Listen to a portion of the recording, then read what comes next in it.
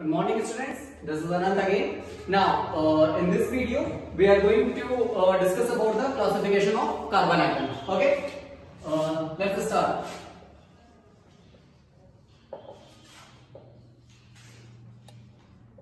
Classification of carbon atom. Now classification of carbon atom हम देखते हैं कैसे कि कार्बन 1 डिग्री का है, प्राइमरी है, सेकेंड 2 डिग्री का है, या सेकेंडरी है 3 डिग्री का है, टर्शियरी है, या 4 डिग्री का क्वार्टरनरी है. ठीक है, हम पहले कार्बन एटम इसके बेसिस पे देखेंगे. ठीक है, 1 डिग्री 2 डिग्री 3 डिग्री 4 डिग्री और it is primary, secondary, tertiary और क्वार्टरनरी. ओके, नाउ अब पहले हम लोग डिस्कस करते हैं अबाउट प्राइमरी. ठीक है, ना जब प्राइमरी की बात करते हैं तो एक चीज कॉन्सेप्ट समझ लो पहले. Primary, secondary, tertiary, quaternary carbon atom के नंबर से जो जुड़े रहते हैं उसके बेसिस पर डिफाइन होगा. ठीक है, जैसे मान लो कोई ये कार्बन एटम रखा हुआ है. ठीक है, ये कोई सिंगल कार्बन है. अगर इससे कोई एक और कार्बन जुड़ा हुआ है, ठीक है, जैसे मान लो ये कोई सेंटर एटम कार्बन है, इससे कोई और कार्बन जुड़ा हुआ है, तो ये वाला जो कार्बन होगा, ये कार्बन तुम्हारा होगा 1 डिग्री का. ठीक है, अब अगर कोई कार्बन एटम एक कार्बन से जुड़ा हुआ है तो वो प्राइमरी होता है या 1 डिग्री का होता है. अगर वो 2 से जुड़ा रहता है तो वो सेकेंडरी होगा. ठीक है, अब ये वाला प्राइमरी था, ये 2 से जुड़ा हुआ है तो ये सेकेंडरी हो जाएगा. ठीक है, टर्शियरी क्या होता है, ये 3 से जुड़ा रहेगा तो ये टर्शियरी हो जाएगा. ठीक है, अब देखो जैसे ये 3 से जुड़ा हुआ है तो ये टर्शियरी हो गया.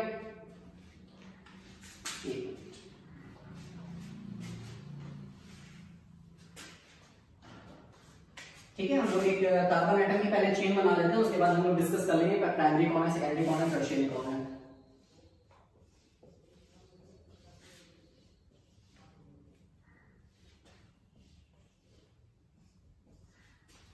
ठीक है, अब हम लोग देखते हैं कि कोई कार्बन एटम की ऐसे चेन बनी हुई. ठीक है, हम लोग डिस्कस करते हैं. तो अब देखो ये वाला जो कार्बन एटम है ये तुम्हारा प्राइमरी होगा, ये वाला जो कार्बन है ये सेकेंडरी, ये वाला जो है ये टर्शियरी और ये वाला जो है ये क्वार्टरनरी. ये 1 या प्राइमरी या 1 degree 2 degree 3 degree and 4 degree. अब देखो जो क्लासिफिकेशन करते हैं कार्बन एटम का, इस बेसिस पे ये होता कैसे है. अगर कोई कार्बन एटम सिर्फ एक कार्बन एटम से जुड़ा हुआ है तो वो प्राइमरी कार्बन एटम है. अगर कोई कार्बन एटम 2 कार्बन एटम से जुड़ा हुआ है तो वो सेकेंडरी है. अगर कोई कार्बन एटम 3 कार्बन एटम से जुड़ा हुआ है तो वो टर्शियरी है. और अगर कोई कार्बन एटम 4 कार्बन से जुड़ा हुआ है तो हम उसको कहते हैं that is quaternary carbon atom. ठीक है, अब जैसे इस एग्जांपल में देख लो, ये वाला पहला वाला प्राइमरी, दूसरा वाला सेकेंडरी हो गया, ये tertiary and this is quaternary. ठीक है, ये चीज क्लियर हो गई है. ओके,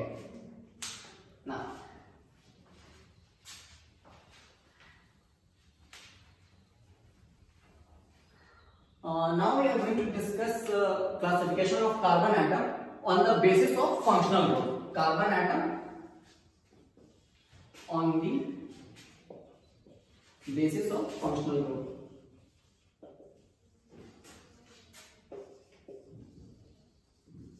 ठीक है, अब इसमें होता क्या है, इसमें 2 टाइप के कार्बन एटम पढ़ते हैं, that is alpha and second one is beta.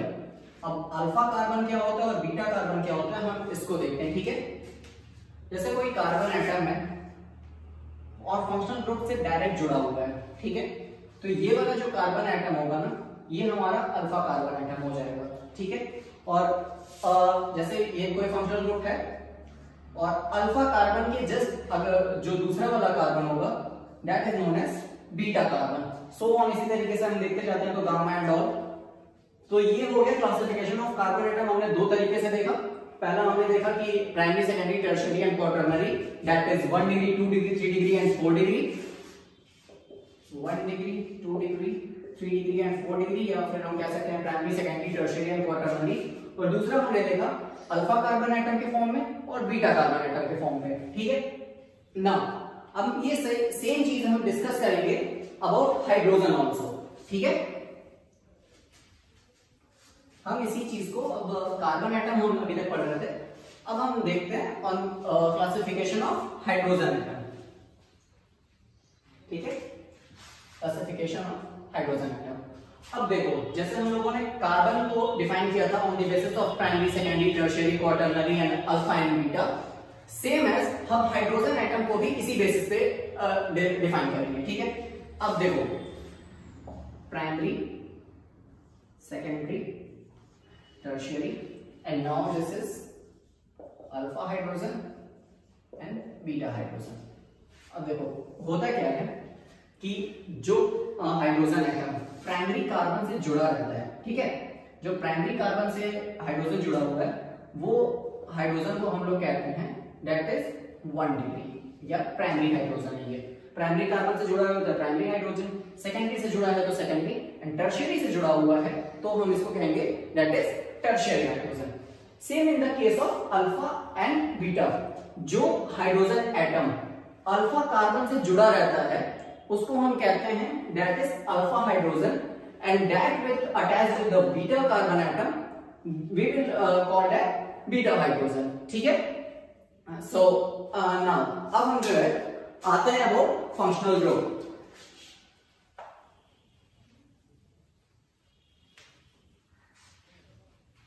ठीक है, अब हम देखते हैं फंक्शनल ग्रुप के बारे में। देखो फंक्शनल ग्रुप क्या करता है, एक तो इसकी प्रॉपर्टी, मतलब किसी भी ऑर्गेनिक कंपाउंड की जो प्रॉपर्टी होती है वो फंक्शनल ग्रुप जो है उसको उसी पे डिपेंड करती है, ठीक है। अब देखो जैसे कोई भी फंक्शनल ग्रुप हम लोग यूज करते हैं Rx, कोई भी एक फंक्शनल ग्रुप है, तो ये जो फंक्शनल ग्रुप होता है ना, ये फंक्शनल ग्रुप इसकी फिजिकल एंड केमिकल प्रॉपर्टीज को चेंज करता है, या हम लोग इसको ले लेते हैं Rf। R is an alkyl part and F जो है आपका वो है फंक्शनल ग्रुप, ठीक है।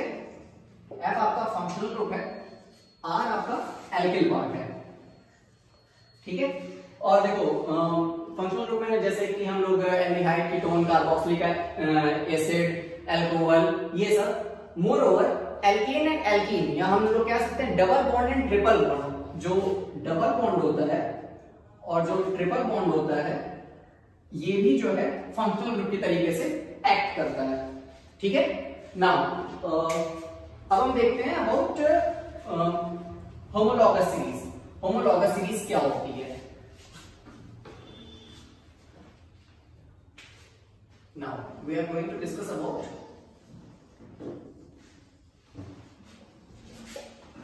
homologous series। ऐसी सीरीज जिसमें जो फिजिकल एंड प्रॉपर्टीज होती है वो लगभग एक ही तरीके की हो। अगर किसी भी एक को स्टडी करें तो पता चल जाए कि उसी ग्रुप में सारे के सारे आ रहे हैं, उसी सीरीज को हम लोग होमोलॉगस सीरीज कहते हैं। होमोलॉगस सीरीज में फॉर्मूले जो स्ट्रक्चरल फॉर्मूला होता है वो सेम होता है। जैसे कि हम लोग डिस्कस कर लेते हैं अबाउट एल्केन, ठीक है, हम लोग पहले भी देख चुके हैं इसको फर्स्ट वीडियो में। Alkane general formula homologous series का CnH2n+2। अबाउट एल्कीन CnH2n,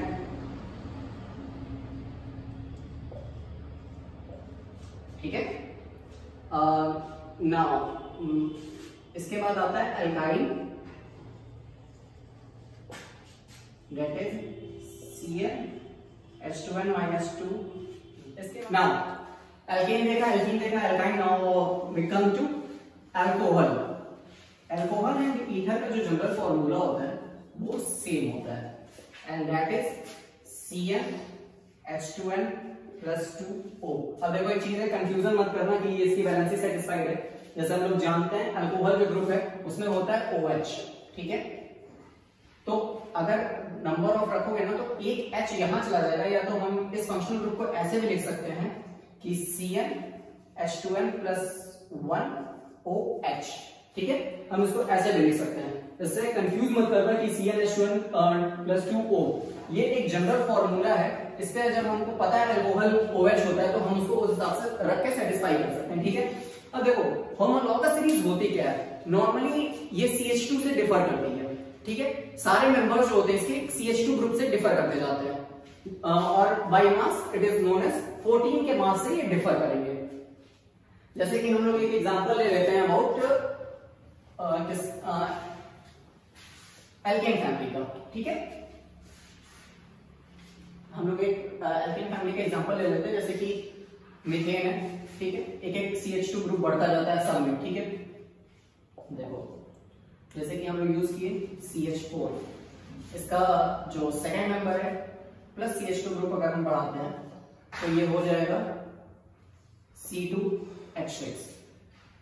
फिर अगर इसमें प्लस CH2 हम लोग जोड़ते हैं तो ये हो जाएगा C3H8। तो इसी तरीके से ये जो इसकी सीरीज बनेगी ना, ये होमोलॉगस सीरीज कहलाती है। ठीक है, ये जो सीरीज है ये तुम्हारी होमोलॉगस सीरीज कहलाती है, और बाय मास ये डिफर करती है CH2, और by mass it is differed by 14 unit. ठीक है, अब देखो होमोलॉगस सीरीज की कुछ प्रॉपर्टीज कि इसका जनरल फॉर्मूला सेम होता है। अगर हम इसको देख के बता सकते हैं, सारे इसकी जो केमिकल प्रॉपर्टीज होती है वो पता चल जाएंगी। जो फंक्शनल ग्रुप अटैच होते हैं उसकी वजह से इसकी केमिकल प्रॉपर्टीज हम डिफाइन रहती है, और फिजिकल प्रॉपर्टी जैसे जैसे नंबर ऑफ CH2 बढ़ता जाता है इसकी जो फिजिकल प्रॉपर्टीज होती है वो चेंज होती जाती है। इस वीडियो में हमने क्या क्या देखा? Classification of carbon atom, classification of hydrogen atom, and about homologous series. So classification of carbon atom में हमने देखा था primary, secondary, tertiary and quaternary, या 1 degree, 2 degree, 3 degree and 4 degree. Same हमने देखा था अबाउट हाइड्रोजन, एंड उसके बाद हमने फंक्शनल ग्रुप डिस्कस किया। Now homologous series. So thank you students and stay hot.